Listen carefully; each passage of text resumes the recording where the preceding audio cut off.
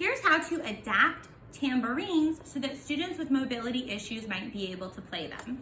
This is your traditional tambourine, and while a student might not be able to hold it, a student might be able to strike it. And so that might work for them as a modality. Also, if you have a deaf student, the membrane is really helpful because they can feel that.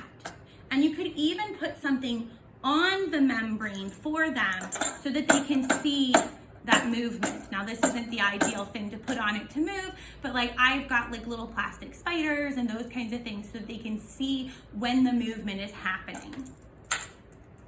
Now, you can then just strap up a tambourine so that it's hanging, so then it will move more freely with very little effort. You can also hang this on the back of a student's wheelchair. And you can do the same thing with these open tambourines. I've had a lot of success with this hanging on the handle of a wheelchair and a student just wiggling. This can also be helpful for a student who can't get their hand to hold this correctly, but then if they can have their whole hand around it, can hold it. This is another version of that, but the problem with this one is the sound is a little bit less quality and it's actually a little bit heavier to hold. So this might not be a good option, but it could be a good one to hang. And it's a little sturdier for your student who might throw things.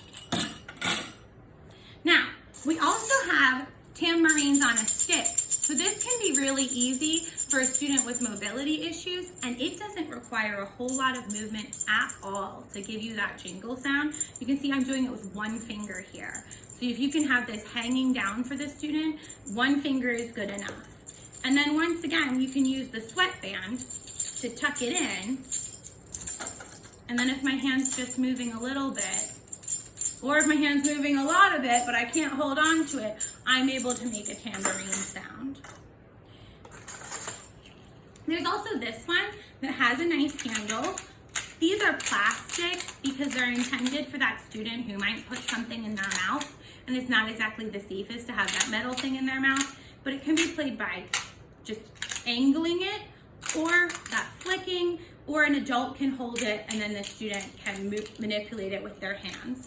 And then lastly, we have the finger tambourine that goes right on the finger, and then there's very little movement necessary for that instrument to be played. So that's how you play a tambourine if you have mobility issues.